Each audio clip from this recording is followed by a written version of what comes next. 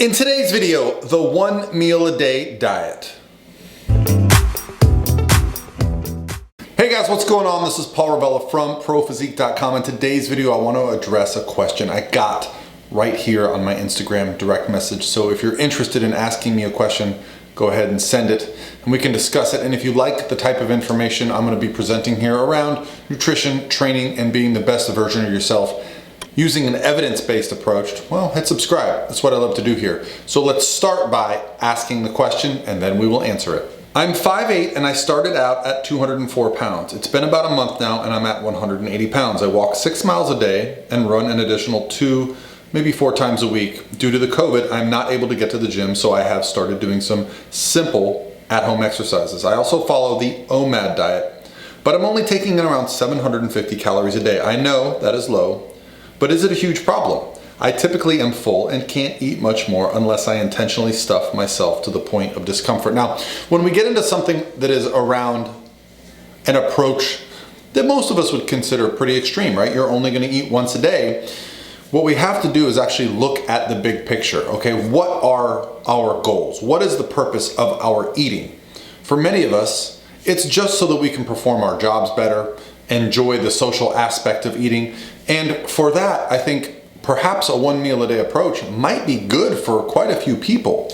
It all comes down to the context of it. And when you understand that throughout human history, food has never been available like it is now. In fact, if you had to ask me what the first most important reason that we've had an obesity epidemic, I would say it's the availability and the ease of food. Even I myself, someone who is very conscious of the way I look and feel and how I'm fueling my body, am amazed at how easy it is for me to just grab something, checking out at a line at a store, walking through an airport. Everywhere you go, you are faced with easy, high-calorie choices. And I think that's probably has a lot to do with the overeating epidemic. So giving yourself a time restraint or limiting it to a single meal, well, that's an easy way to restrict calories. So having a 1 meal a day at 750 calories, if you've got some extra body fat, like you said, you're not hungry. So I do not really have a problem with this. Where I run into issues is when people are trying to say that this is the best approach. Now, the reason 1 meal a day works is because you're creating a huge calorie deficit. That's it. There is no magic to eating once a day that allows you to have some hormone fluctuation or some magic fairy dust that increases your growth hormone. No, you are simply creating such a large energy deficit that you are burning body fat throughout the day, okay? That you are going to be in a negative state of fat the end of each day, and over time you're going to lose a lot of weight. But what's going to happen eventually, and it may start happening now that you've lost so much weight, is once your body fat gets low, you're going to start to notice hunger signals start to creep up. Our fat cells, when they shrink, they stop producing leptin.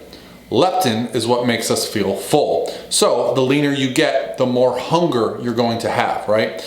So what ends up happening is that you may have to adjust along the way. But for many people, just adjusting that lifestyle, right? Just getting used to a time-restricted feeding window, intermittent fasting, a single meal a day, I think it's a great way to just change your routine, change your habits. When you are overweight or when you are obese or when you are unhealthy, it's clearly about your habits and your routines that need to change. Now, do I think 1 meal a day would work for me? I tried intermittent fasting.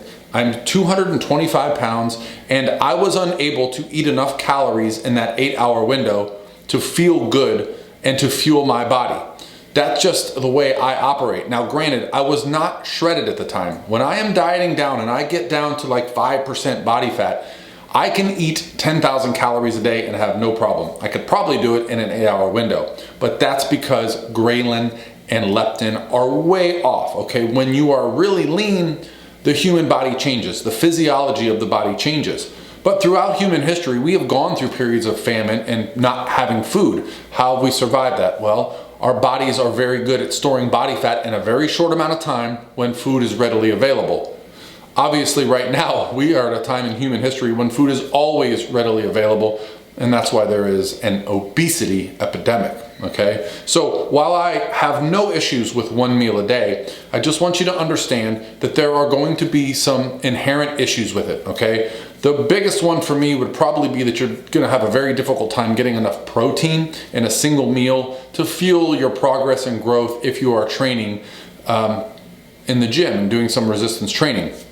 However, if you can work out a way to get a high protein, high calorie meal once a day while you're losing body fat and you get some good performance in the gym, once you start to notice that your hunger picks up, maybe you simply just add a second meal. Maybe you have a fasting, window where you're only eating 4 hours a day. That would be a simple way to go, bang, I have my 2 meals, I get some more calories, and I'm still making progress, and I'm still sticking to the principles that allowed me to get out of these habits where I'm constantly snacking around the clock and I end up with more body fat than I want.